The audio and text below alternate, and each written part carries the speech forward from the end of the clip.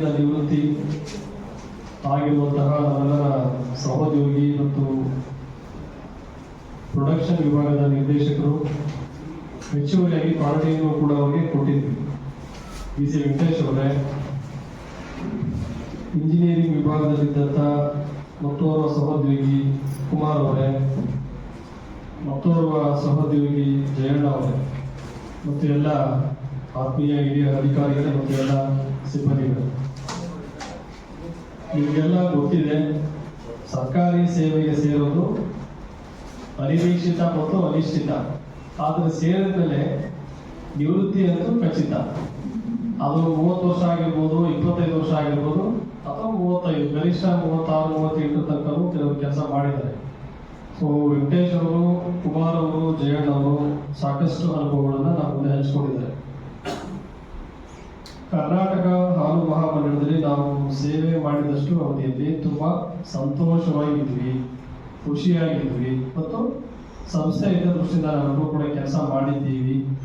ಅದರಿಂದ ನಮಗೆ ಸಂಸ್ಥೆ ಸಾಕಷ್ಟು ಕೊಟ್ಟಿದೆ. ನಾವೆಲ್ಲರೂ ಕೂಡ ಕೌಟುಂಬಿಕವಾಗಿ ಮತ್ತು ಎಲ್ಲ ಆಯ್ಕೆಗಳಲ್ಲೂ ಕೂಡ ತುಂಬಾ ಸಂತೋಷವಾಗಿದ್ದೀವಿ ಅಂತ ಅಭಿಪ್ರಾಯಗಳನ್ನು ವ್ಯಕ್ತಪಡಿಸಿದ್ದಾರೆ. ಇದು ಸಹಜವಾಗಿ ನಿವೃತ್ತಿ ದಿನ ಹೇಳೋ ಮಾತಾದರೂ ಕೂಡ ವಾಸ್ತವ ಸತ್ಯ.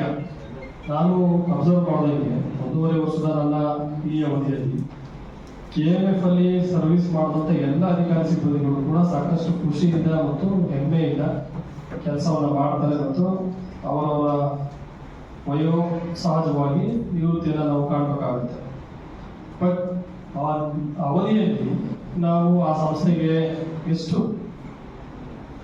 ಕೃತಜ್ಞತೆಯಿಂದ ಕೆಲಸ ಮಾಡಿದ್ದೇವೆ ಮತ್ತು ಆ ಸಂಸ್ಥೆಯನ್ನು ಬೆಳೆಸೋದಕ್ಕೆ ನಮ್ಮ ಕೊಡುಗೆ ಏನು, ಸಂಸ್ಥೆ ನಮಗೇನು ಕೊಟ್ಟಿದೆ ಅನ್ನೋದಕ್ಕಿಂತ ಹೆಚ್ಚಾಗಿ ನಾವು ಸಂಸ್ಥೆಗೆ ಏನು ಕೊಟ್ಟಿದ್ದೀವಿ ಅನ್ನೋದನ್ನು ಕೂಡ ನಾವು ಆತ್ಮಾವಲೋಕನ ಮಾಡಿಕೊಂಡು ಕೆಲಸ ಮಾಡಿದಾಗ ಖಂಡಿತವಾಗಲೂ ಕೂಡ ಈ ಸಂಸ್ಥೆಗೆ ಮತ್ತು ಸಂಸ್ಥೆಯಿಂದ ನಮಗೆ ಎರಡೂ ರೀತಿಯಲ್ಲೂ ಕೂಡ ಒಂದು ಉನ್ನತವಾದಂಥ ಅವಕಾಶಗಳು ಮತ್ತು ಸೌಲಭ್ಯಗಳು ಸಿಗುತ್ತೆ. ಪ್ರತಿಯೊಬ್ಬರು ಸರ್ಕಾರಿ ಕೆಲಸನೇ ಸಿಗಬೇಕು ಅಥವಾ ಖಾಸಗಿನಲ್ಲಿ ತುಂಬಾ ಉನ್ನತ ಹುದ್ದೆಗಳಲ್ಲಿ ಇರಬೇಕು ಅಥವಾ ಒಳ್ಳೆ ಬೇರೆ ಬೇರೆ ಹುದ್ದೆಗಳಲ್ಲಿ ಇರಬೇಕು ಅಂತ ಬಯಸಿದ್ರು ಕೂಡ ನಾವು ಯಾವ ಹುದ್ದೆಗೆ ಸೇರ್ತೀವಿ ಆ ಹುದ್ದೆಗೆ ಎಷ್ಟು ಪ್ರಮಾಣದಲ್ಲಿ ನಾವು ಅದಕ್ಕೆ ನ್ಯಾಯವನ್ನು ಒದಗಿಸಿದ್ದೀವಿ ಅಂತ ನಾವು ನೋಡಬೇಕಾಗುತ್ತೆ. ವೆಂಕಟೇಶ್ ಅವರು ಅವರ ಸೇವೆಗೆ ಸೇರಿದಾಗಿಂದ ಇಲ್ಲಿಯವರೆಗೆ ಏನೆಲ್ಲ ನಾವು ತುಂಬಾ ಡೆಡಿಕೇಟೆಡ್ ಆಗಿ ಬದ್ಧತೆಯಿಂದ ಕೆಲಸ ಮಾಡಿದ್ದೀನಿ ಅಂತ ಹೆಮ್ಮೆಯಿಂದ ಹೇಳಿದ್ರು. ಯಾವಾಗ ಹೆಮ್ಮೆಯಿಂದ ಮತ್ತು ಆತ್ಮವಿಶ್ವಾಸದಿಂದ ಹೇಳಿ ಸಾಧ್ಯ ಅಂತಂದ್ರೆ ನಾವು ಆ ಕೆಲಸ ಮಾಡಿದ್ರೆ ಮಾತ್ರ ಆ ಥರ ಹೇಳಿ ಸಾಧ್ಯ ಆಗುತ್ತೆ. ನೀವಾಗಿ ನಾವಾಗಿ ಎಲ್ಲರೂ ಕೂಡ ಸಂಸ್ಥೆಯ ಹಿತದೃಷ್ಟಿಯಿಂದ ಮತ್ತು ಸರ್ಕಾರ ನೀಡುವಂತ ಡೈರೆಕ್ಷನ್ಸ್ ಪಾಲನೆ ಮಾಡುವಂಥದ್ದು ಮತ್ತು ಅದನ್ನ ಅನುಷ್ಠಾನ ಮಾಡೋ ಕೆಲಸವನ್ನು ನಾವು ಮಾಡ್ತಿರ್ತೀವಿ. ಹಾಗಾಗಿ ಸರ್ಕಾರದ ನಿರ್ದೇಶನಗಳನ್ನ ಮತ್ತು ಯಾವುದೇ ಯೋಜನೆಗಳನ್ನ ಪರಿಣಾಮಕಾರಿಯಾಗಿ ನಾವು ಅನುಷ್ಠಾನ ಮಾಡಬೇಕು ಅಥವಾ ಅದನ್ನು ಜನರಿಗೆ ತಲುಪಿಸ್ಬೇಕು ಅಂದ್ರೆ ನಾವು ಯಾವ ಶಾಖೆಯಲ್ಲಿ ಅಥವಾ ಯಾವ ಇಲಾಖೆಯಲ್ಲಿ ಕೆಲಸ ಮಾಡ್ತಿರ್ತೀವಿ ಅದನ್ನ ಸಂಪೂರ್ಣವಾಗಿ ವಿಚಾರಗಳನ್ನ ತಿಳ್ಕೊಂಡು ಮತ್ತೆ ಕಲ್ತ್ಕೊಂಡು ಸರಿಯಾದ ರೀತಿಯಲ್ಲಿ ನಾವು ನಮ್ಮ ಡಿಸ್ಚಾರ್ಜ್ ಆಫ್ ಡ್ಯೂಟೀಸ್ ಅಂತ ಹೇಳ್ತೀವಲ್ಲ, ನಮ್ಮ ಸಾರ್ವಜನಿಕ ಬದುಕಿನಲ್ಲಿ ಮತ್ತು ಈ ಕರ್ತವ್ಯದಲ್ಲಿ ನಮ್ಮ ಕರ್ತವ್ಯ ಪ್ರಜ್ಞೆಯನ್ನು ಇಟ್ಕೊಂಡು ಕೆಲಸ ಮಾಡಿದ್ರೆ ಖಂಡಿತವಾಗ್ಲೂ ಕೂಡ ನಾವು ಆ ಹುದ್ದೆಗೆ ನ್ಯಾಯ ಬೇಕುತ್ತೆ, ಜೊತೆಗೆ ಸಮಾಜಕ್ಕೂ ಅದೇ ನಮ್ಮ ಕೊಡುಗೆ. ಹಾಗಾಗಿ ಈ 3 ಜನ ಇವತ್ತೇನು ನಿವೃತ್ತಿ ಆಗ್ತಾ ಇದ್ದಾರೆ, 60 ವರ್ಷ ಆಗಿದೆ ಅನ್ನೋ ಕಾರಣಕ್ಕೆ ಅಷ್ಟೇ ನಿವೃತ್ತಿ ಆಗ್ತಾ ಇದ್ದಾರೆ, ಬೇರೆ ರೀತಿಯಲ್ಲಿ ಅವರಿಗೂ ಕೂಡ ನಿವೃತ್ತಿ ಆಗಿಲ್ಲ.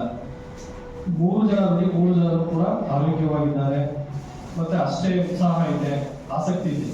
ನೀವು ಬೇರೆ ಇಲಾಖೆಗಳಿಗೆ ಅಥವಾ ಬೇರೆ ನಾನು ಸಾಕಷ್ಟು ಹೋಗಿದ್ವಿ, ಆ ಇಲಾಖೆಗಳಲ್ಲಿ ನಿವೃತ್ತಿ ಆಗುವಂತವ್ರು ನೋಡಿದ್ರೆ ಪಾಪ ತುಂಬಾ ಯಾವಾಗ ನಿವೃತ್ತಿ ಆಗಿದ್ರು 5 ವರ್ಷ ಮುಂಚೆ ನಿವೃತ್ತಿ ಆಗಿರ್ಬೋದೇನೋ ಅನ್ನೋ ರೀತಿ ಕಾಣಿಸ್ತಿರ್ತಾರೆ.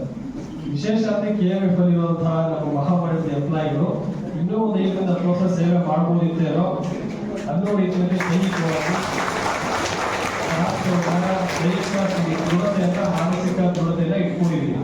ಅದೇ ಈ ಸಂಸ್ಥೆಯ ಗುಟ್ಟು ಮತ್ತು ನಿಮ್ಮ ಒಗ್ಗಟ್ಟು ಸಹಕಾರಗಳು ಆ ಥರ ಇದ್ದಾಗ ಮಾತ್ರ ಸಂಸ್ಥೆಗೆ ಮತ್ತು ನಾವು ಕೂಡ ಆರೋಗ್ಯವಾಗಿರ್ಲಿಕ್ಕೆ ಸಾಧ್ಯ.